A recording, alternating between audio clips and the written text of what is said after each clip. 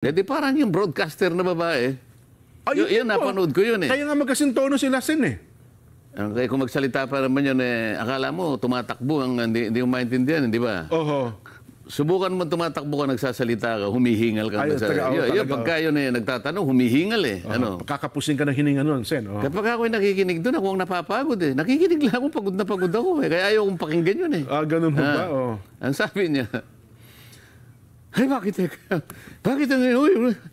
ang DPWH lang? Mariusip ng mga tao ito, sabi ko. Nag-umpisa pa lang ako din. Unang hearing niyo pa nga lang po, Sen eh. Unang hearing pa lang ako. Alam ba niya kung gaano kalawak? Alam ba niya kung gaano kalawak ang multong kinakaharap ng ating bansa? Ang problema sa ganyang mga tao, lalahatin ko na sila, mga ganyang uri ng tao. Yung mga ganyang sariling kaisipan. Mapa-broadcaster ka, o kung ano man, basta ganyan kayong mag-isip. Pati vlogger, Sen, marami din ganyan. Pagka ganyan kayong mag-isip, talagang wala na akong magagawa sa inyo. Opo.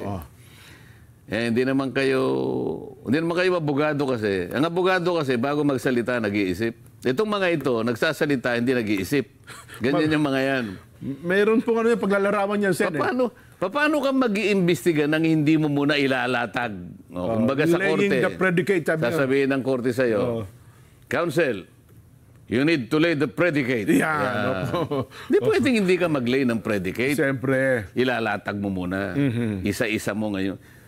Ba't kaya ka? Saan ka naman nakakita ang mga ganyan na? Ang gusto ata sa unang araw pala, ipatawag yun na lahat ng mga... Wala naman kasi silang direksyon na magtanong eh. Nagtatanong lang sila sang-ayon dun sa kanilang nalalaman. Hindi ko kayo papatulan. May iksi ang mga kukotin nyo. May diferensya pa ang mga ulo nyo. Kaya hindi ko kayo papatusin. Kaya alam mo, hindi ako nagpapa-interview sa mga yan eh. Sabagay, yung babae na yun, ng broadcaster, hindi ako interviewin doon kahit anong mangyari. Ganun sa nervyos niya siguro.